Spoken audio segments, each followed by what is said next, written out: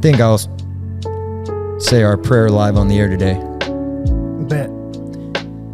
Dear God, thank you again for this opportunity of coming together in fellowship and sharing experience and information and concepts that Anthony and I have come across through experiencing your world, in your love and in your honor. We ask that you guide us, you give us the strength to share your word in the most truthful and validating way possible.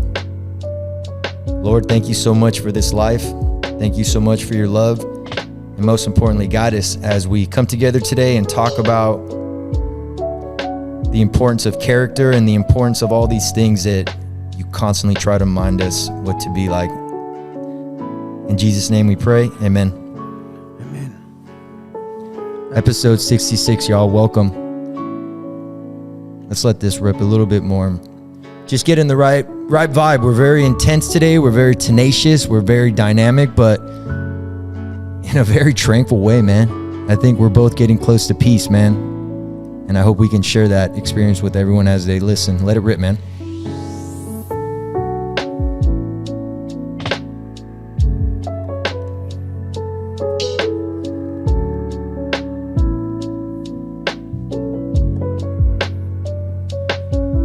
Where you at, my boy? I'm ready to riff. Day and night, y'all. You gotta understand. Day and night. Yin and yang. Yeah. Tomato, tomato. I'm a night owl, night boy for sure. Potato, potato. Yeah. Hey, you know what? I have enough humility to say this. Honestly, man, we have a perfect match of the masculine and the feminine. This could be true. This is true. Because you are very, you bring that warrior mindset, which I also do have, but then I bring that feminine nurturing. Well, and relational. And relational. Because I'm not. And go ahead and call me feminine as though it's not coming from like the actual understanding of human nature. Like what I mean by feminine is not the gender, but more the personality. Yeah. The personality type that comes from it. And the psyche. And the psyche. Which is in all of us, if you believe Jung was right. Yes, I think the perfect blend is of the masculine and the feminine combined. Yeah, no, he's got some really, dude, I mean, speaking of that, which one I agree, and then some of his stuff, I forget where he says it, but in his books, he talks about how men and women age. And I've seen this with my own eyes. So like I've seen it with my grandparents, but he talks about, you know, based on his psychological practice, he's seen that when people age, the man, because they've lived their whole life in that, for the most part, on average, and most of them have lived in that masculine psyche, that the feminine starts to come to the surface, and so they get a little bit more emotional, relational, intimate, like you said. It's more relational, which I would agree. That's why I agree with you on that. Like you are way more relational. It's literally what you do in your practice. Yeah. And then vice versa, the women become a little bit more animus possessed as they get older, and they get a little bit more masculine in the sense that it's very judgmental, opinionated, very it draws, you know, lines. That's very masculine, you know. So, and I've seen this with my grandparents. It's funny, but we make jokes about it. Anyway, I've seen it firsthand. I was like, oh my God, that's exactly what happened to my grandparents. Man, I don't know. Like a demanding feminine figure to me is really powerful. That to me, that comes across as real powerful. Yeah. You know, it crosses cultural lines, which I really like, because a lot of, if you want to just talk history, a lot of times women have been kind of put more to the feminine side of you just stay home and nurture, and that's no longer the case anymore. You got women going out there and being dynamic, doing things that 50 years ago people would have, I don't know, fill in word here of discontent or resent almost. Like, how dare you? But hey, man, they're establishing what they call M fields. They're showing new opportunities for experience. I learned about M fields. Hear me out on that. I learned about M fields from Roger Bannister, who was the first person to run under the 4-minute mile, right? Oh, yeah. And literally, they considered that impossible. Like in the running world back in the day, and running was huge in that era. Still is, but bigger, shall I say, the distance stuff. And when Roger Bannister created that new M field of the possibility of under the 4-minute mile, wouldn't you know that people started running sub 4s? Yeah. after that, Yeah. All trails back to belief, by the way. Yeah. Yeah. Starts a new belief. There's a new belief is put into the system. Yeah, I love that. Yeah. That's the core of what I feel like I'm trying to do a lot with my stories, because I do think that what I've learned, that really there's like two ways to live life in the most general base sense. And I'm really trying to give a new idea of like, it's like that. It's like show you, hey, wait a minute. People did run 4-minute miles. It's almost like, to use that metaphor, it's like, I feel like a lot of people in living their life are like, you can't run a 4-minute mile now. And it's like, wait a minute. Hey, there were people running 4-minute miles. And then it's like, oh, you can live your life with the idea that 4-minute mile is possible. Yeah, absolutely. So that's kind of what I'm trying to do. It opens up a new potential. Think about it like that. Yeah, yeah. And I'm trying to do that for like life in general, like beautiful. life itself. And I know, and I can't wait for you to share some of the, I really want you to share that plan that you have, that you came up with the other day, just to kind of put it out there in the universe about the facility or the program that you want to start that is aimed to support young men ages 8 to 11. Like, for the record, kudos to you, because when I hear that, I'm hearing a man who has the right intention and is literally doing it simply to help. Yeah. Like 8 to 11-year-olds, like, you want to go and teach them the ways of what used to be, a different lifestyle, a different culture. Mm-hmm. And that's extremely healthy, dog. Acculturation is so healthy. Yeah. I think my eyes opened when I was in the military and saw other cultures, man, and knew that there wasn't just the social reality of America. Yeah. Yeah. You feel me? Yeah. So good for you, man. Like, you're going to have like a little subculture, bro. Thanks. Yeah. That's well said. Actually, isn't that what maybe every business should be kind of thinking about it? Like, your business is a subculture. Absolutely. I absolutely think so. It's like its own community. Well, and this is one of the issues. I'm so glad that you went there with that, because how hard is it? I mean, I'm sure maybe it's a different perspective for us because we have been in sports. So automatically, especially in team sports, you're kind of built into a community right there. Like, and that's your culture. And we've done so much, with when we coach together about culture and building a positive culture.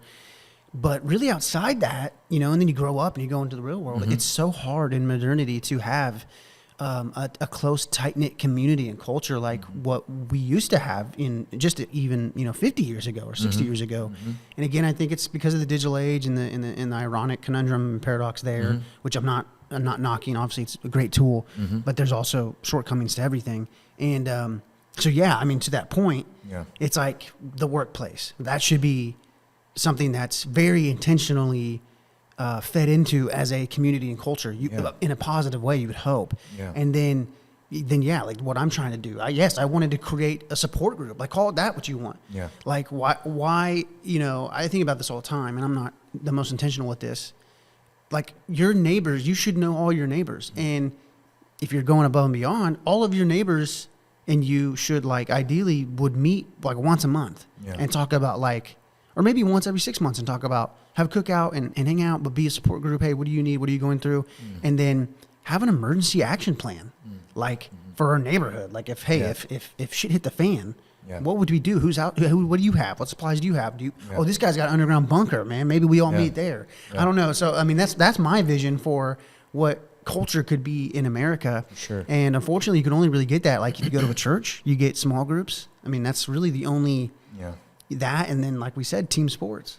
So sorry, a little tirade there on community and culture, but no, it wasn't even. Well, that's what I was trying to say with the tribe in my Mindset Monday. Yeah, no, that's where I was about to go to, like that, the tribe that Anthony did during talking about how to build that in Mindset Monday was phenomenal.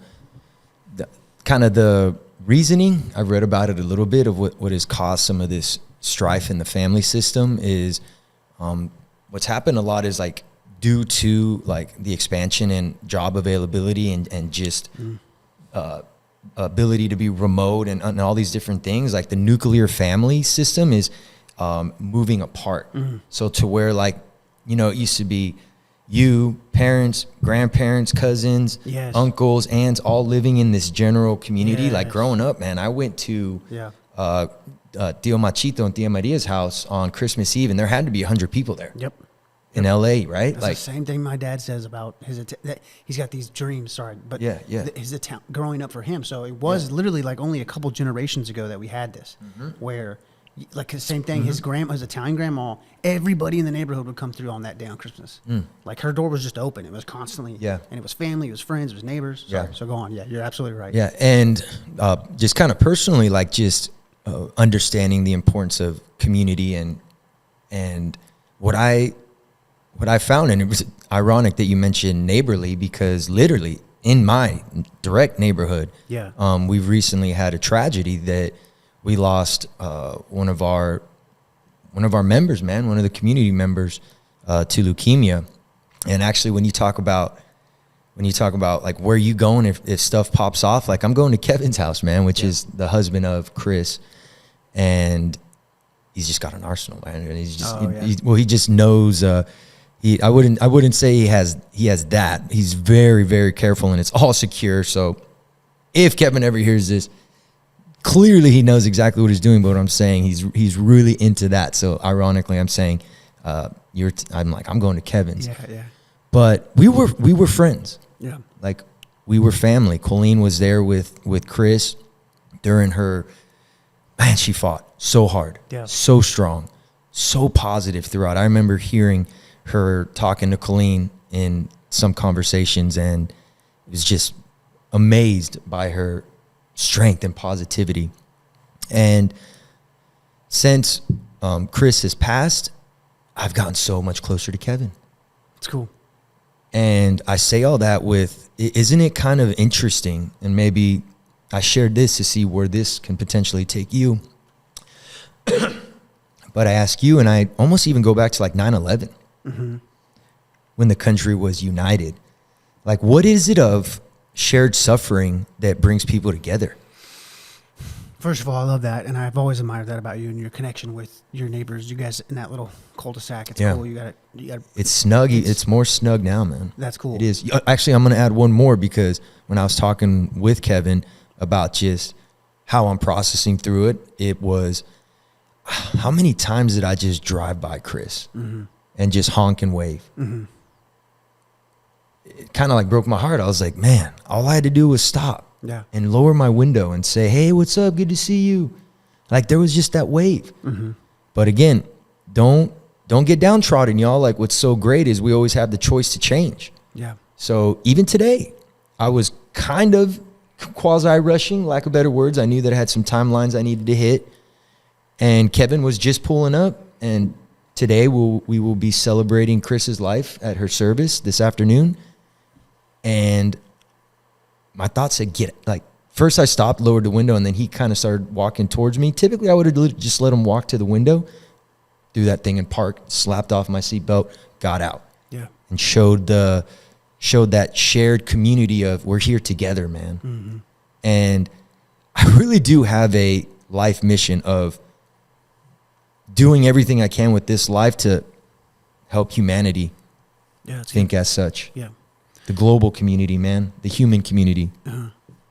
Well, I think to go to your question about like what is it about suffering, or I think it's just like hardship or death, and this is something I've been on recently. And you've always had this wet perspective, because we've talked about this when we went through the MLPs, and we talked about your exercise of envisioning what your deathbed will look like, which I thought at that time was such a great utility. And now kind of the philosophy behind it has really revealed itself to me through reading Nietzsche's, I was telling you about this, The Birth of Tragedy, where he's talking about, it was one of his first books when he came on the scene, and it was really, it set him up kind of. Very different from his other stuff. I wouldn't start there if you're thinking about reading him. But he talks about the Greek tragedy plays. And there was like a tragic age to the Greek culture. And this is probably pre-archaic, so pre-Homer, the Odyssey and the Iliad. And the point is, to sum it all up, is that they had a right perspective on death. The tragedy was so important culturally, because the tragedy was like Achilles is a tragedy. Achilles is told, hey, if you go to Troy and fight, you're going to die. But you will live on forever. Your name will, but you will die young. And he does. Or you could not go and stay here and live and marry a woman and have a huge family and live a very happy, long life. But you will never be remembered for fame and glory. So we all know what he does. He chooses to go and he dies. And it's like the tragedy behind it is like, despite the knowledge and the conscientiousness of his fate, there's nothing he can do to avoid it. And that right there is like the character of the tragedy. It's like, and the point is, we're all going to die. I'm not trying to be pessimistic, because it wasn't a pessimistic view. It was, death is our fate at some point. We don't know when it'll happen. And we, because of that right perspective on death, they were able to live every day like to the fullest. Yeah. And I think that's, to answer your question, it's like in our modern age, we don't necessarily, I don't know what it is. I think modern humans for the most part are like, it's all about do, and what are you doing? And it's like, oh, death is, it's always further along, and it's not here right now conscientiously. And so when those events like that happen, it's like a punch in the face, a reminder, like, hey, this is our fate. Of your immortality. Yeah. And so I think this tragic viewpoint, the Greek tragedy, and Nietzsche would say this too, it births beautiful culture because it puts you in the right perspective on death and therefore consequently the right perspective on life. And this comes back to Nietzsche's eternal recurrence, which is like, if you had to live this day today, every day on repeat for the rest of eternity, wouldn't you want to like make it the best day ever? And he's like basically saying that's how you should live every day. And that's how the Greeks viewed every day. That's awesome. And it was an active striving to make this the best day possible, full of life, because they knew I could die at any point. That's my fate and I can't escape it. Yeah. So I like that. I think that's very inspiring, and I think it's explained very well, and allow me the opportunity to just shine a little light on it. Is that same idea, very powerfully said, can also transition into the sheer celebration of life. Yes. And the sheer understanding that every moment, every experience is truly a gift. And what I've learned that's really helpful is focusing on the context of your life and not necessarily the content of it. Because I do like that Achilles wanted to be remembered in history for his warrior-like abilities. And I love that. But I'm torn. I really am torn between the choice that Achilles was provided. I love the idea of dying for your honor and dying for what you stand for. That's also great, but imagine had he made the other direction and did all those things that he would have been provided and was excellent in all those, and the influence that he could have potentially had without the fame and glory. Right. Like, not all of us are going to have fame and glory, but we're all going to live every day. Yeah. So why not take that same heroic spirit and apply it and place it against the everyday moment of your life? And even if it is just sitting there with your significant other, experience it from the context of, this is a gift, the fact that this isn't even happening. I get to do this. Yeah. I don't have to live. I get to live is probably a more powerful concept to carry into the everyday obstacles of life. Yeah. The everyday to days. No. It's like, you're not going to have a heroic day every day. It's not going to be perfect. Yeah. That's what I learned about the opposites, right? Like, you got to have a somewhat not perfect day to know what even the good days feel like. Like, one needs the other. Yeah. One dies for the other and lives for the other. Thank you, Heraclitus. It was amazing what I've learned from you the past 24 hours. Yeah. Well, I'm going to bring some Heraclitus to you right now. Heraclitus. I say Heraclitus. It's Heraclitus. Okay. Because it's Epictetus. Yeah. So I thought the spelling was the same. Gotcha. Heraclitus. Heraclitus. I might be saying it wrong. I don't know. Who knows? Anyway, but to my point to that, who knows? To your let us know. To your inquiry on Achilles, I think it comes back to something we talked about with Heraclitus, which is character equals fate. And it's about knowing who you are. Here we go. And my point to that was, Achilles, the first lines of the Iliad are, "Sing to me, O muses, of the rage of Achilles."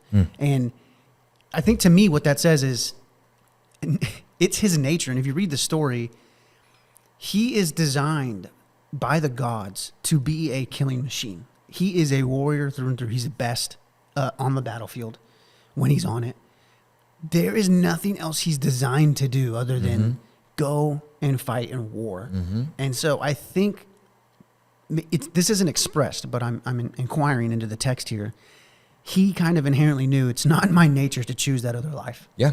And so I absolutely agree with what you're saying about applying that heroic, war-like mentality to everyday life. And that's, I think, what I'm doing in my own way. Like, because not everybody can go to fight at Troy. Yeah. Right. We can't do that if that's your desire. Right. But my point is kind of aside from that is knowing your nature and knowing your character, because that's going to decide your fate. I like that. So, and if I may even clarify more, context living, it's literally that, like sitting on the couch watching a movie with your significant other, because that's just the experience that is happening in a very heroic, warrior, like unconditional loving way. Like that's context living. Yeah. Like you're bringing forth that into wherever you are. Yeah. Not, when I watch TV and with my wife, I slip into zombie mode. It's like, nah, how would a warrior watch this? Yeah, exactly. Yeah. Like, what would they be doing? So anyway, that's context living, right? Yeah, I agree. Yeah, that's good. That's context living. And we talked on the phone the other day, and that's what I'm trying to do in my own life, because I realized, for me, what is my nature?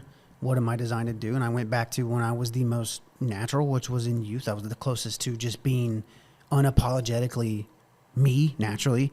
And growing up, it was always this desire to live that heroic lifestyle that we admired in the movies and in the content that we liked.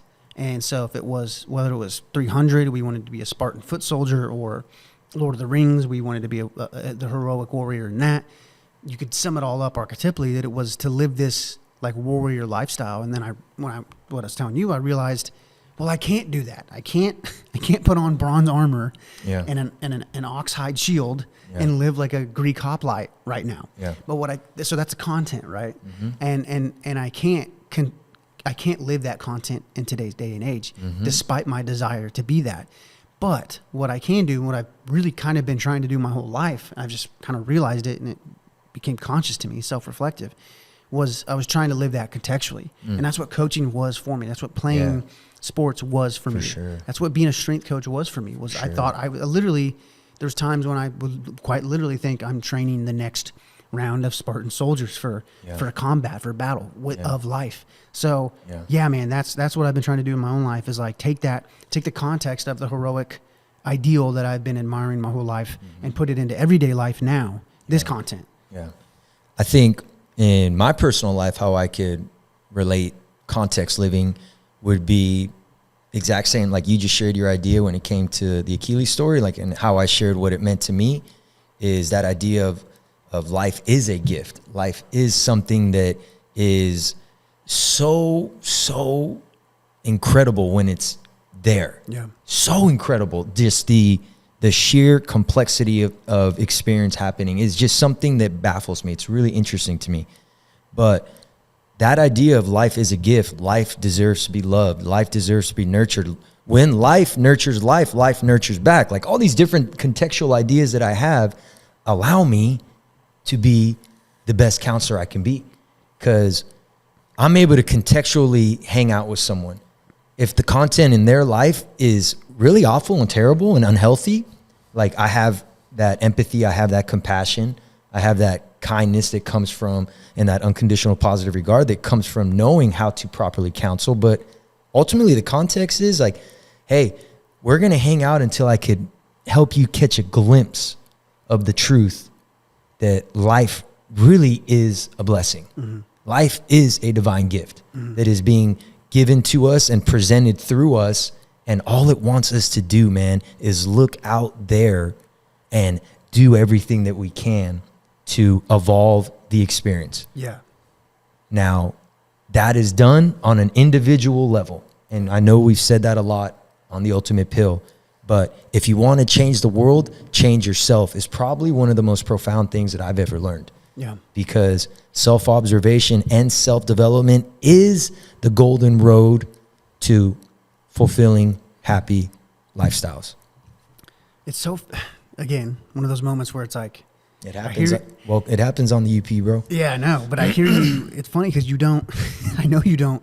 Like, I know you've read some Nietzsche, but not in the way that I do. And it's like you say things that I'm like, well, that's what he was saying in 1890. But to your point right there, absolutely, bro. In my understanding, I agree that nature has this innate desire for you call it evolution. Nietzsche would call it an overcoming. So like he talked about a self-overcoming. I'm reading Zarathustra now, finally. Ooh, cool. Zarathustra. And that's a good one, yeah, man. It is good. Again, not where I would start with Nietzsche, because that's... Wait till you get to the parts where he gets condemned for bringing back the ideas. Okay, yeah. That helped me a lot. Yeah. That helped me contextualize things a lot. I'm going to get condemned for some of my ideas. Yeah. By the general population. By the people, yeah. Yeah, he's already started to be like, I'm not here for the people. Like he's here for the follower. But anyway, he's talking about a self-overcoming and like overcoming yourself. And when I first started reading Nietzsche, I didn't know what he meant by that. But now I think I do. And it is this evolution idea that you have where it's like, you've got to overcome you where you're stuck at now. Like every day, it's like a striving to go past what you could be or who you could be. It is an evolution. It's a growth beyond just the form of you right now, and that is nature's desire, quite literally. He says that, and I think this is why I get geeked out about Heraclitus. I think that's what Heraclitus is saying with this concept of the fire.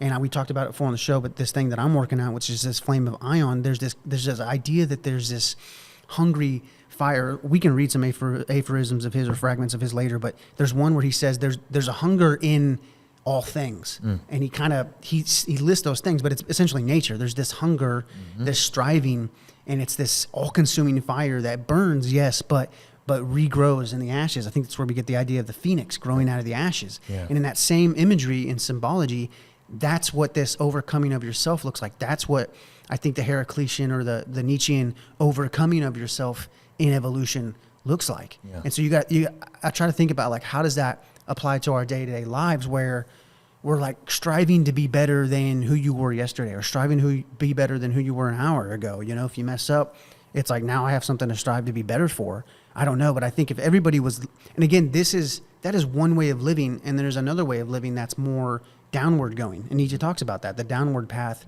where it's like just seeking comfort and sleep and security, and that is not a self-overcoming. That's a maintenance at the mean, a maintenance at the average. And that's not what we're talking about. And I don't think that's what nature wants. I think if you look at nature all the way down to microscopic life to up to us as some of the most complex forms, it's a constant striving for higher order, more complex forms that are beautiful and complex and also striving in themselves to evolve. So I don't know. I kind of went on a tirade there, but you don't. And stop saying that. Remember, I've told you that already. Stop apologizing for your time. I just don't know if it made sense, because I start geeking out. Well, no, it did, because what I'm pulling from it is, let's just trail back to the idea of character, and I'm big on that today. I wrote an article on it today, probably because we're doing another 2-part show, so probably this is 66. On 67, I'll share the character arrow. I really think it's again, I'm going for practicality and simplicity, man, when it comes to presenting my ideas as a mental health professional. Practicality and simplicity, man, to the point. But character is ultimately, I think, in the modern day, what we can use to place against experience contextually is understanding your character and what is that? And first, the first question is to probably ask yourself is, what is character? What does that really mean to me? A lot of people will probably just start listing off qualities, but it's like, no, that's quality of character. Like, what's character? What does it mean? And again, I'm not going to give my answer. I'll if you want to, that's something you need to develop for ourselves. I believe that self-observation side of things is like, I need to come up with my own meaning of character, because I think from character, if we just want to get very simple and practical here, like that is, you do use character to find meaning in the world and also meaning of how you are experiencing the world outside of you. And that trails me into the idea of perception comes from meaning of what's happening outside of us, and emotion comes from meaning about what's happening within us based off what's actually in the contextual or the content world. Okay. So what I'm trying to get back to that more dynamic, like character of excellence, man, like this self-directed mindset, like this just very tenacious, gritty going to do something so that, like what you were talking about, what I view nature, what nature wants from us, is it wants us to learn from experience and then expand our system of knowledge. And the more expanded our system of knowledge, we're able to see and feel the world differently. And ultimately, yes, evolve your character, your consciousness. Yeah. So could almost be synonymous, man. Yeah. Like character and consciousness could just be the same two roads leading to the same end. Yeah. You know? Yeah. It's all about like what you feel, or how you feel, how you think, how you act, how you talk. And like, does that vary? Because if that varies from content to content or condition to condition, like that may not be your true character. Mm-hmm. Yeah. So you always hear that, oh, their true character comes out when X. No, that should not be a thing. Mm-hmm. Your true character comes out in each experience that you meet. Yeah. Yep. And it's a very intentional process, man. Yeah. And it's not easy, this stuff that we're talking about. No. But I am big on character, and I do believe that character is destiny. Yeah. And I do enjoy how Heraclitus explained all that and told me, hey, how you feel, what you think, how you respond will determine who you become. Mm-hmm. And that is your character, sir. Yeah. So you have the opportunity to do that always. Always. Hey, if you're sitting there and all of a sudden you get that rush of like, oh, I just want to nurture and care life, but I can't go out there and record a podcast in front of 100,000 people yet. But I could look over and see my daughter there, and I could tell her I love her. Hey, Chloe, love you. Boom. Like I satiated it, bro. Mm-hmm. It's crazy. Yep. And then all of a sudden, man, the more you feel like that, the more you find opportunities to put that character to work in the world. And next thing you know, you're living that life that you had dreamt the whole time, but you already were it. It just wasn't out there. That's good. You said a lot of key things there that like... Was that a rant? Should I apologize? I'm not going to apologize. Don't apologize. I'm not. Ever. No, I was going to say... well, yes, there are times to apologize, sir. No, never. I'm just kidding. Don't take our advice. No, I was going to say... If you want to stop feeling guilty, apologize. Moving on. Just talk about guilt. Go. You say things and it sparks ideas in my head. There's so much unsaid. No, you mentioned the utility of like, you talked about nature wanting us to learn. And I thought that was very key. This is something that a lot of the philosophers I read hone in on. Nietzsche says that what differentiates us from the other animals is that we're an animal that learned how to make promises. And to be yes. And to be able to make a promise means you're going to hold to your word, which means you're going to remember your word. A dog can't promise you, hey, I won't pee on the carpet tomorrow. And it can't hold to that promise. So we can't hold them to a higher moral standard because they don't have the memory like that. Their memory is very like, it's like... It's like I'm tracking the routine. dog thing, yeah. Yeah. So in the same way, there's something to do here with memory. I don't know if you know this, but Odin is often depicted, the Allfather, Woden. He's often depicted with two ravens. That's part of his symbology. One of his ravens' name is memory. One raven represents memory. And I think that's so crucial and a key symbol mythically. And so there's something to do with the idea that we're an animal that can make promises and hold to our word. And we have memory, and like you said, a memory for what? What's the utility of memory? I don't like to use the utilitarian argument always, but if you look at the utility of memory, why do we have memory? Why can we remember? It's so that we can learn from past experiences, but so that I can also make promises to myself, promises to others, and therefore I can be held accountable, and you can be held accountable if we have a word. And that's where you start to form moral hierarchies and value hierarchies. And I think it comes back to memory and being able to remember. And so, yes, I absolutely agree with you on that. It has to be somewhere wrapped up in there of nature and us as its most complex, highest form in life.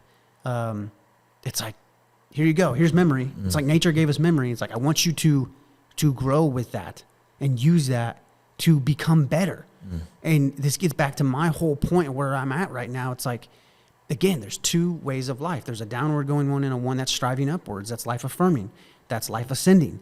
And that's part of that is it's like, are you getting better? Are you doing more? Are you becoming more? I like it. A very constructivist view, which I'm okay with, by the way. I do like the idea of construction. And you always say to me, oh, you say something and true. You triggered something to me, man, because I could tell you that the science that I've been reading about the mind and really trying to just understand better how it really works, and really mind and brain, because they're two different things, is that our emotion and mental concepts come from past experience. And intuitively, we've always known that. But what's amazing is neuroscience is starting to literally figure out that past experience architects and wires the concepts in our brain, which we then use to find meaning and predict future action in the world. Because if we had to constantly make sense of what was happening outside of us, we would explode. Yeah. So they used memory. I can tell you that Dr. Lisa Feldman Barrett, if you would like to read about it, and the theory of constructed emotion, the book is called How Our Emotions Are Made. You will find out how past experience and social reality and our concepts architect our experience. We are architects of our experience. Now, I just see more utility and back to the idea of context and character rather than being architected by the content out there. Because at that point, man, if we're sitting here saying that there literally is simulations that run that heavily influence the way you experience something, I think it's bad idea to live in content that is no longer present now. Mm-hmm. Like if you're still living through a past experience that has drowned you in resent, what a great opportunity to explore what that means to you and what you're telling yourself about it, and then potentially upgrading, or like you were talking about, striving for, expanding to a higher order concept, mm-hmm. which will help you find a different meaning in it. Yeah. So they said memory, past experience, merge. Mm-hmm. Yeah. Merge. I'm telling you, bro, it's science. How emotions are made. Mm-hmm. Dr. Lisa Feldman Barrett, past experience is important. That's why I say create new past experiences, mm-hmm. but news in like parentheses. Because if you want tomorrow to be better, you got to do what you want tomorrow to be like right now. Mm-hmm. Because tomorrow will be lived through the past experience of today. Yeah. And that's a preemptive act of strategy. Yeah, it's a very striving, it's a very dynamic idea, man. And that's what I kept getting from what you just said. It's in contrast to the reactive strategy of like resentment and like only reacting. It's like understanding these concepts of how emotions are formed. You can choose to be preemptive about it, which is what you just landed on, and therefore architect into that and that is proactive, active.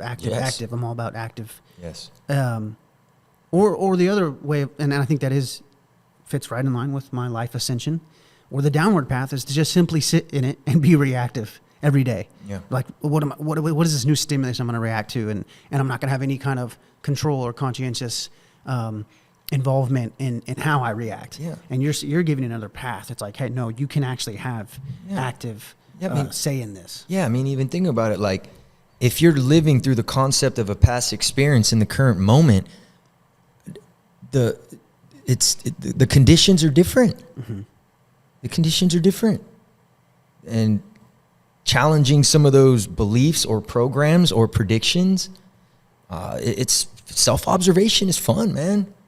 I went into myself. Remember when Heraclitus said that in one of the fragments? That's all he literally says.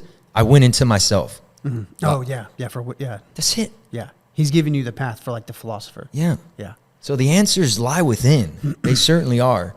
But I think when the first step to start doing that is just realizing that if things are not going well in my life, blaming the world is not going to solve the problem. Yeah. The problem becomes when you have learned the humility to say, okay, what can I potentially take responsibility for? And sometimes that involves going back in some of those past experiences, man, and uncovering some of the stuff that's still laying in there, and finding a way to sift through it and putting something new onto it to where you could bring that new energy and. Yep. Well, in as we approach 45 minutes, as we approach, I was going to have you read one Heraclitus fragment that's your favorite and why. Okay. And then I'll do one. Okay. So you go first because I think I already know what yours is. Okay. Well, man, I guess I have to go on it because I've said it in the show. I feel like it's a cop-out. What? Which one? The river one? Okay, so there would I was going to guess it was the river. The river is a good one. It's my favorite too. The river, I think it's a lot of people's favorites. Characters, destiny is a big one. There's one where he's describing how like you're not living, you're being lived as an intelligence. That's nature, bro. That's that self-observation, right? That just inquiry into self and life and what all this means is, you know, when I hear that, it brings a lot of safety and trust in this intelligence that really is keeping us alive when we go into a quasi-death state of sleep. And it brings us back. It's like, all right, you went in there, you got your rest, your respite. I hope you were paying attention. Now, here you are again. Go try. Good luck, soldier. Yeah. And I don't know, man. I'm going to end my episode 66 with something I heard yesterday is the greatest asset to the warrior is his mind. So that's where I'm at. Nice. Like, I know the importance of mental health. I know the importance of emotional health, but I also know that it takes a lot of grit and resiliency and a tenacious will to learn and become and be. It's not a passive experience, man. Mm-hmm. You've got to get into it. Yep. Sweat more in training, bleed less in war. Sweat more in training, bleed less in war. Greatest asset is your mind. Yep. It's good. I have a lot of his. I've been taking notes, and I don't remember which number this is, but this one, the imagery here for this. Okay. Fire, in its ways of changing, is a sea transfigured between forks of lightning and the solid earth. It's the imagery of the forks of lightning and the solid earth, and in between that middle ground is this sea of fire that's ever changing. And it's that, imagine the spark of energy between those two things, the solid earth and this forks of lightning reaching down. It's that spark of energy. It's like with Heraclitus, you realize I could stare out at nature for 6 hours and see a tumultuous chaos of change constantly. And I think this is essentially like Oppenheimer and those guys that were getting into quantum physics. That's what they were seeing in nature. Like at the quantum level, it is this sea of change and potentialities. And Heraclitus describes all that as this ever burning, flickering fire. And it's that imagery of that fragment. Just again, like I can almost feel the energy between the forks of lightning and the solid ground in this sea of fire and flame and change in between. So that's my favorite. That's why. So what you're telling me is I'm living as a flame between the bolt of lightning and the earth. Yeah, dude. Let's go, episode 66. Sick. Close it out. Hey, this is going to be a two-part. We are probably going to jump back into Heraclitus and some of the ideas that he's been given to us. But character, that was a big one. Past experience, make sure you understand it and potentially put a different meaning on it. And that'll kind of give you some of those new concepts. That was kind of my big takeaway. What you got? No, that's good. I mean, yeah, I think, we talked about two ways of living in this life ascension, this downward path, and Chris gives you great practical ways to, you can begin to start to architect that path that's life ascending if you so choose. But yeah, no, tune in for part 2. Yeah. Yeah. How does your body feel when you are in a negative state? And that's just somewhere to start. Yeah. Hey, love y'all so much. Subscribe, like. We gonna keep doing it either way. You know that. We like hanging out, so thankfully we're friends. Hey, you want to switch seats next episode? Like, why is this little guy on the high seat and the big guy's on the low seat? It's fine. It evens out. That's fine. Hey, part 2, episode 67. Tune in 2 weeks from now. Yeah. But this right here is episode 66. Character is destiny. And I hope that you will choose the path of excellence. Much love, y'all. See ya.